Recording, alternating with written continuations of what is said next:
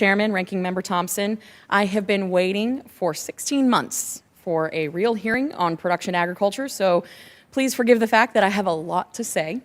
Now, we spoke to this on the previous panel, and I would just like to reiterate, I echo the views of my district's livestock producers, as well as the views of those on this committee that believe in equal opportunity, not equal outcome. This administration has dismissed the most basic principles of economics and instead has chosen to demonize our nation's packers, which in my opinion is a low, lazy, and simple narrative. I am personally appalled that in the midst of a myriad of crises, be it the skyrocketing cost of inputs, something that has continually been ignored by this administration and this committee for that matter, or the sting of historic inflation, also conveniently ignored or blamed on the previous administration, or the geopolitical uncertainty, and let us not forget the labor crisis that we are experiencing. Just take your pick. Instead, the majority here at one of the most important committees in the U.S. House of Representatives, and by extension, this administration has chosen political theater over a meaningful discussion and solutions to major issues pressing our livestock industry. I heard many years ago that anger without action is nothing more than political theater. Well, here we are, with a long list of complaints from a majority and administration about an industry that they themselves helped decimate. Overregulation, paying people to stay home and not work, withholding, permitting, forced unionization, I could go on and on. The irony is not lost on me nor my constituents and producers back home that the majority here today is essentially scolding themselves.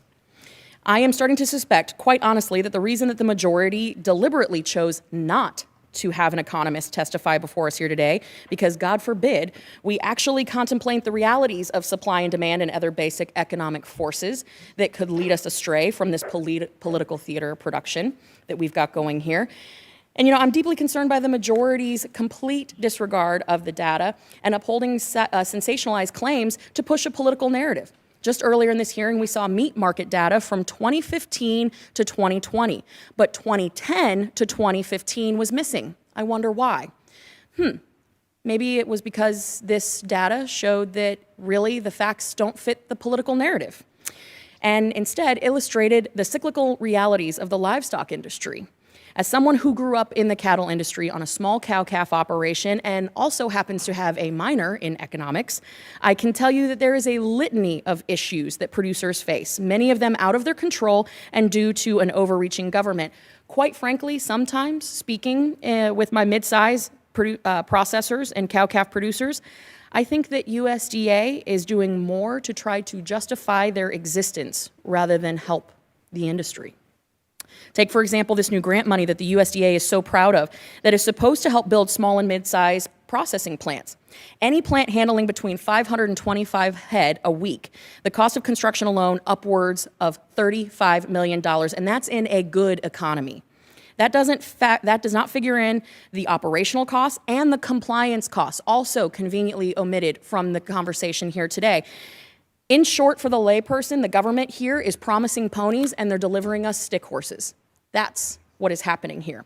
For all the attempts today to make the livestock industry the scapegoat for all of Biden's failed policies, let the record reflect that a few on this committee are at the table with real solutions. Recognizing that the livestock industry is much like any other commodity market and by very nature cyclical, sometimes the price in store does not reflect the price on the hoof, and vice versa. Anyone in this industry, like myself, knows that. But for those in the back, I'm going to kick it to Mr. Klein.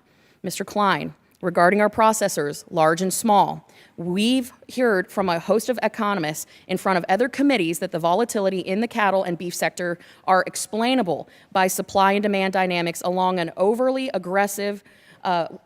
an overly aggressive regulatory environment. Do you agree with that?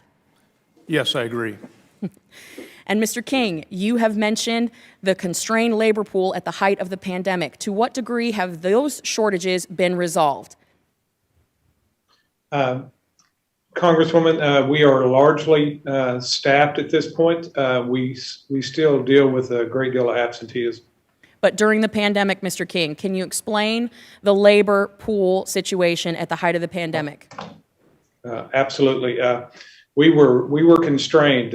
For example, we would be operating, if the plant was operating at all, we'd be operating 30-40% in the earliest of days.